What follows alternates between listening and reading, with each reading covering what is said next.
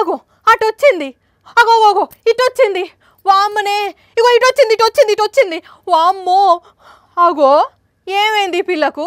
వార్తలు చదివే స్టూడియోలకు పులేట్ నుంచి వస్తుంది, మరీ ఓవర్ యాక్షన్ కాకపోతే అని మీరు అనుకోవచ్చు.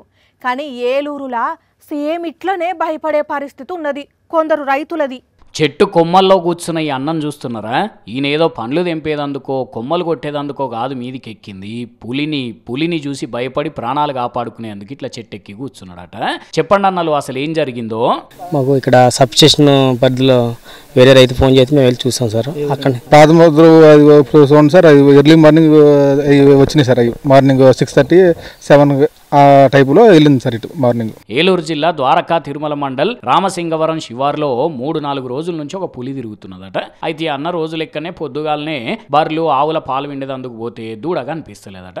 అరే ఇక్కడనే ఉండాల్సిన దూడ ఏడికి పోయిందని చూస్తే పులి ఎత్తుకపోతున్నదట. ఆయనతో పులి అన్నం చూసి గాండ్రించేసరికి భయపడి ఇట్లా చెట్టెక్కి ఇంట్లోకి ఫోన్ చేస్తే వీళ్ళందరూ వచ్చిర్రు అన్నట్టు.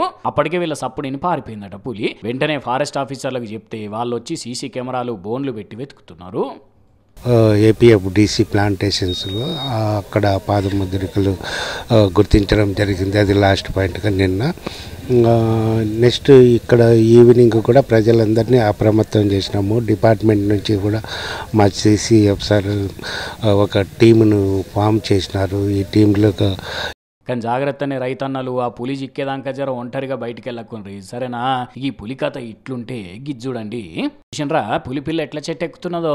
దీని తల్లి పులి చెట్టు మీద ఉండేసరికి పిల్ల పులి కూడా దాని దగ్గరికి పోయిందన్నట్టు ఇట్లెక్కి. అయితే మొదట చెప్పిన పులి ఈ పులి అయితే ఒక్కటి కాదు, ఎందుకంటే ఇది ఉత్తరప్రదేశ్ పులి. కానీ ఏందో ఏమో పోన్రి ఈ మధ్య మస్తు పరేషాన్ చేస్తున్నాయి మూగజీవాలు పబ్లిక్ ను, ముఖ్యంగా రైతులను బాగా ఇబ్బంది పెడుతున్నాయి. మరిగా ఫారెస్ట్ ఆఫీసర్లే పకడ్బందీగా ప్లాన్ చేసి వీటిని పట్టుకుంటే గానీ మేలవుతుంది. లేదంటే ఇట్లాంటి ఊళ్ళల్లో జనాలు బయటకు వచ్చుడే కష్టం ఉన్నట్టున్నదిగా.